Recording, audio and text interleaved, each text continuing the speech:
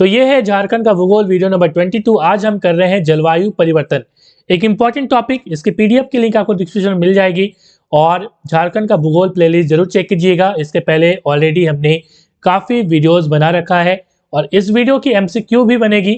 और ये JEE CGL Jharkhand police उत्पाद सिपाही जेपीएससी सबके लिए इंपॉर्टेंट है। Analyse for you Telegram channel को जरूर ज्वाइन कर लीजिए और ग्रुप भी ज्वाइन कर लीजिए, क्योंकि यहाँ पे सारी इन्फॉर्मेशन आपको मिलती रहती है, चाहे वो टेस्ट की हो चाहे कुछ भी गतिविधि होती है। यहाँ पे शुरुआत करेंगे सबसे पहले जलवायु परिवर्तन की। छोटा वीडियो मैंने बनाया है क्योंकि आपको जितना जरूरत है उतना ही हमें यहाँ पे बताना है। तो सबसे पहले शुरुआत करेंगे जलवायु परिवर्तन होता क्या है। देखिए, बेसिकली क्लाइमेट हमने पढ़ा है, ठीक है। क्लाइमेट में हमने डिटेल वीडियो बनाया हुआ है, जरूर देखिएगा। अब देखिए, झारखंड की क्लाइमेट की हम लोग बात करें तो आपको पता है क्लाइमेट होता क्या है। एक देखिए, एक होता है आपको पता है वेदर, ठीक है, मौसम। एक होता है जलवायु। तो जलवायु जो होती है बेसिकली 15-20 साल का एक लंबा समय में जो हम लोग मेजर करते हैं, वहाँ की स्थिति कैसी है, वहाँ का टेम्परेचर कैसा है, वहाँ बारिश कैसी होती है, उसे हम कहते हैं क्लाइमेट, ठीक है। दूसरी और वेदर जो होता है, मौसम जिसे हम कहते हैं, ठीक है। जो अरेबिक वर्ड है मौसिन, उससे ये आया है वेदर, मौसम। और मौसम के संबंध में आपको एक गाना याद होगा, मेरे यार बदलना जाना मौसम की तरह। मतलब कि यहाँ पे बताया ये गया है कि मौसम काफी तेजी से बदलता है, ठीक है। तो उसमें गाने में कहा गया कि मौसम की तरह तुम मत बदल जाओ, कि अभी आप देखेंगे काफी गर्मी लग रही है, अचानक से बारिश हो गई। तो इसे हम कहते हैं वेदर, ठीक है। तो मौसम जो होता है वो काफी कम समय के लिए होता है, डेली बदल सकता है। मगर जलवायु एक लंबे समय के लिए, कहीं पे आपको बुक में 15 साल मिलेगा, कहीं 20 साल 25 साल, मतलब एक लंबा टेन्योर होता है, ठीक है। तो जलवायु परिवर्तन के कई सारे कारक हो सकते हैं। कहीं पे आपको पता है ग्लोबल वार्मिंग एक कारण हो सकता है, पेड़ की जो कटाई होती है वो एक कारण हो सकता है। तो कई कारण हो सकते हैं, ठीक है। तो ये हम समझ पा रहे हैं। और सबसे इंपॉर्टेंट जो कारक है हमें पता है वो है ओजोन लेयर की डिप्लीशन। ओजोन लेयर धीरे धीरे घट रहा है और उसके उसके पीछे कारण क्या है। तो फैक्ट्री से स्मोक निकल रही है, हम लोग पेड़ काटे जा रहे हैं, तो एक बहुत बड़ा रीजन है। और हरित जो ग्रीन हाउस जो गैसेस हैं उसकी मात्रा में काफ़ी वृद्धि हो रही है। अब पूछोगे सर, ग्रीन जो गैस है वो ग्रीन हाउस गैस होता क्या है। देखिए, CO2 इसकी मेन कंटेंट है। सबसे मतलब माना जाए तो CO2 गैस एक ग्रीन गैस है, ग्रीन हाउस गैस। और CFC कार्बन जो क्लोरोफ्लोरोकार्बन है। तो इस तरह से ये गैसें काफ़ी जो है हानिकारक होती है ओजोन के लिए। अब हम लोग ओजोन की बात कर रहे हैं तो ओजोन का काम क्या होता है थोड़ा समझ लेते हैं। देखिए, बेसिकली ओजोन आप यहाँ पे देख पा रहे हैं, तो ये हमने एटमॉस्फेयर की लेयर बताई। This is the layer of atmosphere. वायुमंडल की अलग अलग परतें हैं। सबसे जो निचला परत उसे कहते हैं क्षोभ मंडल, ठीक है, ट्रोपोस्फेयर, जहाँ पे बारिश होती है। जितनी भी क्लाउड की फॉर्मेशन होगी, बारिश होगी, वो इसी क्षोभ मंडल के अंदर होगा। आप पूछोगे सर कितने किलोमीटर के अंदर। देखिए, आप जमीन में खड़े हैं ना, यहाँ से 18 किलोमीटर ऊपर चले जाइए, आपको मिल जाएगा ट्रोपोस्फेयर, ठीक है। मतलब 18 किलोमीटर तक। उसके ऊपर आप जाएंगे 18 से 50 किलोमीटर तक जो है आपको मिलेगा समताप मंडल। उसके बाद 80 किलोमीटर में मिलेगा आपको मध्य मंडल। और उसके बाद आपको मिलेगा आयनोस्फेयर जिसे कहते हैं आयन मंडल। उसके बाद आपको मिलेगा एक्सोस्फेयर जिसे कहते हैं बाह्य मंडल, ठीक है। तो इस तरह से आपको ये मिलेंगी। अब हम लोग बात करते हैं ओजोन मंडल की। ओजोन कौन सा मंडल है भाई। तो ये स्ट्रेटोस्फेयर में ही ये ओजोन लेयर जो है वो लाई करता है, मतलब इसमें मिलता है, ठीक है। तो स्ट्रेटोस्फेयर का मतलब समताप मंडल का ही एक पार्ट है ओजोन मंडल। इतना हमने समझ लिया। अब ओजोन मंडल इसका नाम क्यों पड़ा, देखिए। बेसिकली यहाँ पे जो क्लोरोफ्लोरोकार्बन है ये काफी नुकसान पहुंचाता है, ये तो हमने समझ लिया। देखिए, पैराबैंगनी किरण आती है, ठीक है। अल्ट्रावायलेट जो रे होती है वो सूरज से आती है हमारे धरती की ओर, और ये काफी खतरनाक होती है। ऐसे कैंसर, स्किन कैंसर हो सकता है, आपकी स्किन जल सकती है। यही नहीं, वृक्ष के लिए भी ये नुकसानदेह हो सकता है। अब देखिए, यहाँ पे पैराबैंगनी जो किरण होती है, यूवी रे जिसे हम शॉर्ट में कहते हैं अल्ट्रावायलेट रे। अब ये क्या करता है, देखिए, ये एक बहुत महत्वपूर्ण कार्य करता है। ये अपने पैर में खुद कुल्हाड़ी मारता है, ठीक है। अब बोलोगे भाई, अपने पैर में कुल्हाड़ी मारना, या यूं कहें कि अपने थाले में खुद छेद कर रहा है। अब कैसे कर रहा है, देखिए। पैराबैंगनी किरण ऊपर से आई सूरज की रोशनी से, ठीक है। ये क्या करेगी इस एरिया में, मतलब कि आपको ये जो स्ट्रेटोस्फेयर है इस एरिया में आपको ऑक्सीजन रहता है, मतलब O2 रहता है। अब जैसे ही ये पैराबैंगनी किरण O2 पे पड़ेगी, ये O+O में कन्वर्ट हो जाएगा। O2 जो है वो बट जाएगा, ब्रेक हो जाएगा, और O+O फ्री ऑक्सीजन में ये O+O में कन्वर्ट हो जाता है।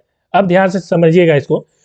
O प्लस O क्या करेगा यहाँ पे ऐसा तो नहीं है कि सारा ऑक्सीजन कन्वर्ट हो गया, कुछ ऑक्सीजन जो है, कुछ O2 तो बचा हुआ होगा ना, क्योंकि ये जो सोलर राइट पड़ा है इसमें O2 पे, सारे O2 को कन्वर्ट नहीं कर सकता यहाँ पे, ठीक है। तो सारे O2 को इसने कन्वर्ट किया नहीं है। अब कुछ O2 जो बचा हुआ है वो इस O के साथ मिल जाएगा और बना लेगा O3, ठीक है। तो मैंने एक बातें कही यहाँ पे कि खुद पैर में कुल्हाड़ी मार रहा है, या यूं कहे कि खुद जो है अपने थाली में ये छेद कर रहा है। इसका मतलब ये हो रहा है कि ये जो पराबैंगनी किरण है, ये पराबैंगनी किरण ने ही इस ओजोन को बनाया है, O3 को बनाया है, राइट। बनाया ना, आपने देखा कि रे पड़ी, O प्लस O में कन्वर्ट हुआ और O2 जो है ये O के साथ, सॉरी O नहीं, O मतलब O2 नहीं, O2 प्लस O के साथ मिलके ओजोन बना लिया। अब ये ओजोन क्या करेगा, ये ओजोन पराबैंगनी किरण को रोकेगा, मतलब यहाँ पे O3 बन गया, अब इसको रोकेगा, भाई जाने तुम्हें देंगे नहीं, ठीक है। तो आगे ये इसको जाने देगा नहीं, ठीक है। तो इस तरह से इसको रोक लेता है, हालांकि कहीं कहीं छेद हो गया है, ठीक है, जिसके कारण ये आगे बढ़ जाती है, लेकिन मैक्सिमम किरण को ये रोक लेती है O3। तो देखिए O3 को बनाया किसने, पराबैंगनी किरण ने, लेकिन उसी को ये रोक रहा है, ठीक है। चलिए आगे हम लोग बात कर लेते हैं। जलवायु परिवर्तन वैश्विक स्तर पर निम्न प्रयास किए गए हैं, जो कि काफी इंपॉर्टेंट है, आपको समझना जरूरी है। शॉर्ट में ही हम लोग बात करेंगे क्योंकि यहाँ पे काफी क्वेश्चन वैसे पूछा नहीं जाता। देखिए यहाँ से सवाल जरूर आएंगे, ठीक है, लेकिन शॉर्ट में जानिए, उसके बाद हम लोग डिटेल में ऑलरेडी हम लोग इंडियन ज्योग्राफी करेंगे, तो वहाँ पे काफी सारी चीजें आपको क्लियर कर दूंगा मैं। देखिए सन 1979 में पहली बार स्विट्जरलैंड के जिनेवा में जलवायु सम्मेलन, ठीक है, जो है आयोजन किया गया, क्लाइमेट समिट का आयोजन किया गया। वर्ष कब हुआ था, 1979 में। ये डेट आप जरूर याद रखिएगा, कब पहली बार हुआ था, तो स्विट्जरलैंड में हुआ था 1979 में, और स्विट्जरलैंड के जिनेवा में हुआ था। दूसरी बार वर्ष 1990 में दूसरी बार जो क्लाइमेट समिट है वो आयोजन किया गया। उसके बाद क्या हुआ, देखिए 1985 में ऑस्ट्रिया के वियना, ऑस्ट्रिया का जो कैपिटल है वियना, तो वहां पे वियना कन्वेंशन का आयोजन किया गया था, ठीक है, जिसमें ओजोन क्षरण, मतलब ओजोन जो डिप्लीशन हो रहा है, मतलब ओजोन धीरे धीरे खत्म हो रहा है, उसके लिए उत्तरदायी जो पदार्थ है, जो मटेरियल है, जैसे क्लोरोफ्लोरोकार्बन हो गया, मिथाइल ब्रोमाइड हो गया, ये क्या करता है, CFC बोलते हैं जिसको, मतलब कि आप हानिकारक जैसे कोयला वगैरह जलाएंगे ना, या जो फ्यूल होता है, मतलब कि गाड़ी वगैरह में, तो वो जब बर्न होती है तो CFC निकलती है, या फैक्ट्री वगैरह से भी निकलती है। तो ये CFC के उपयोग पर प्रतिबंध लगाने का विचार किया गया, ठीक है। उसके बाद क्या हुआ, देखिए 16 सितंबर 1987 को कनाडा के मॉन्ट्रियल में, ठीक है, मॉन्ट्रियल हो जाएगा यहाँ, क्लोरोफ्लोरोकार्बन पर प्रतिबंध लगाने हेतु एक बाध्यकारी समझौता किया गया ताकि ओजोन क्षरण को रोका जा सके। तो ये बाध्यकारी, देखिए इसके पहले जितनी भी यहाँ पे समिट हुआ, मतलब सम्मेलन हुआ, वो बाध्यकारी नहीं था, मतलब कि मानना ही पड़ेगा ऐसा नहीं था। मगर ये जो मॉन्ट्रियल प्रोटोकॉल इसमें जो है साइन हुआ मॉन्ट्रियल में, कनाडा का एक मॉन्ट्रियल जगह है, और ये जो समिट हुआ इसमें जो एक संधि हुई, ट्रीटी हुई कि भाई सभी लोगों को करना पड़ेगा, इसे कहते हैं मॉन्ट्रियल प्रोटोकॉल। बहुत इंपॉर्टेंट एग्जाम में पूछा जाता है, और इसी से क्या हुआ, ओजोन क्षरण में काफी कमी आई है। आज से 2-3 साल पहले एक रिपोर्ट आई थी जिसमें यह बताया गया कि ओजोन जो क्षरण है उसमें काफी कमी आई है, ठीक है। तो 16 सितंबर को प्रतिवर्ष ओजोन संरक्षण दिवस के रूप में मनाया जाता है, क्योंकि 16 सितंबर 1987 को यह मॉन्ट्रियल में एक ट्रीटी की जो है शुरुआत हुई थी। इसके तहत क्या हुआ था, मैं थोड़ा सा शॉर्ट में बता दूं। आप रेफ्रिजरेटर देखते हैं ना, या आप AC वगैरह देखते हैं, उसमें कई सारे रेफ्रिजरेंट होते हैं, रेफ्रिजरेंट, ठीक है, जो इसको ठंडा करते हैं, रेफ्रिजरेंट, ठीक है। तो रेफ्रिजरेंट क्या होते हैं, ये इनको जो है ठंडा करते हैं, मतलब कि आप जो फ्रिज में ठंडक देख पाते हैं, AC में ठंडक देख पाते हैं, इसके लिए रेफ्रिजरेंट का यूज करते हैं। अब कई सारे हानिकारक रेफ्रिजरेंट का यूज करते थे लोग, जिसके कारण CFC निकलती थी, और वो क्या होता था कि वायुमंडल के लिए बहुत खतरनाक होती थी। मगर अब इन खतरनाक रेफ्रिजरेंट को बंद कर दिया गया है, और वैसे रेफ्रिजरेटर या वैसे AC वगैरह का निर्माण भी बंद कर दिया गया है, ठीक है। हालांकि इससे एक बहुत बड़ा रिसेशन आ गया था, मतलब अर्थव्यवस्था काफी जो है चौपट होने जा रही थी, मगर इससे आगे चलकर काफी फायदा हमें मिल रहा है, और हम देख पा रहे हैं कि ओजोन जो है धीरे धीरे क्षरण रुक रहा है, ठीक है। आगे हम लोग बात कर लेते हैं 1979 में for the first time, already I have discussed.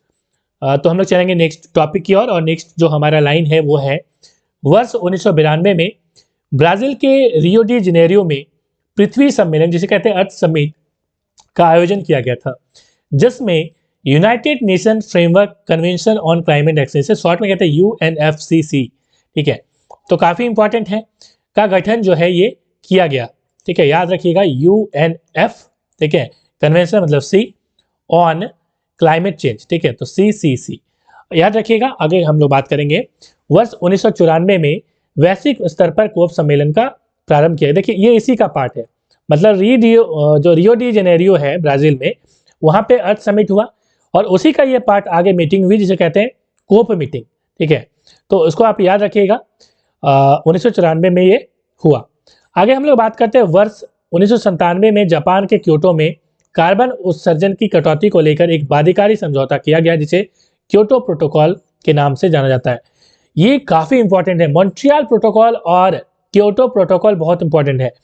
सवाल ये पूछा जाता है कि Montreal protocol is related to option a ozone depletion, option b carbon उत्सर्जन। तो इस तरह से ऑप्शन आपके दिए रहेंगे, तो याद रखिएगा मॉन्ट्रियल जो प्रोटोकॉल हमने अभी चर्चा करी, जो हुआ था 1987 में कनाडा का मॉन्ट्रियल में, ये जो है ओजोन पर बातें की गई थी कि ओजोन जो है वो कैसे संरक्षण किया जाए, या क्लोरोफ्लोरोकार्बन पर प्रतिबंध लगाने की बात की गई थी।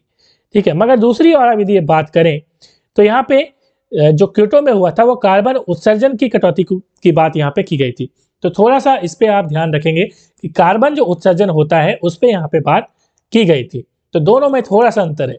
आगे हम लोग बात करें, झारखंड राज्य में संयुक्त राष्ट्र विकास जो कार्यक्रम है, यूनाइटेड नेशन डेवलपमेंट प्रोग्राम, इसको हिंदी में इंग्लिश में कहते हैं, की सहायता से एक राज्य जलवायु केंद्र की स्थापना की गई थी। ठीक है, आगे हम लोग बात करेंगे, राज्य में जलवायु परिवर्तन पर राष्ट्रीय योजना को 30 जून 2008 को जारी किया गया था, जबकि वर्ष 2013 में राज्य में जलवायु परिवर्तन पर झारखंड कार्य योजना का प्रकाशन किया गया। इस रिपोर्ट के अनुसार राज्य का सरायकेला खरसावां जिला सर्वाधिक संवेदनशील जिला है। ये बहुत इंपॉर्टेंट एग्जाम में पूछा जा सकता है। और यदि सरायकेला खरसावां की बात करें तो आपको पता है कि जब यदि आप मैप बनाते हैं झारखंड का, ठीक है, यहाँ नहीं होगा, ऐसे होगा, तो ये जो आपका ये वाला पार्ट है, ठीक है, ये ईस्ट सिंहभूम, वेस्ट सिंहभूम और उसके ऊपर सरायकेला खरसावां आपको मिलेगा। यहाँ पे थोड़ा मैप देख लीजिएगा, आपको समझ में आ जाएगा। जलवायु परिवर्तन पर राष्ट्रीय कार्य योजना के तहत NAPCC के तहत राज्य के सरायकेला खरसावां को ग्रीन इंडिया मिशन हेतु चुना गया है। तो ये एग्जाम में पूछा जा सकता है। आगे बात करेंगे, CCKNIA भारतीय कृषि में जलवायु परिवर्तन नॉलेज नेटवर्क की शुरुआत वर्ष 2003 में की गई थी। इस पहल का जो प्रमुख उद्देश्य है वो नवोन्मेष, सूचना एवं संचार तकनीक आधारित प्लेटफॉर्म का उपयोग करके, ठीक है, कृषि मंत्रालय के साथ सहयोग करना है। भारत में इसे झारखंड, महाराष्ट्र, उड़ीसा 3 राज्यों में प्रारंभ किया गया है। तो बहुत इंपॉर्टेंट है, याद रखिएगा, climate change knowledge network in Indian agriculture. ठीक है, तो ये इसका फुल फॉर्म है।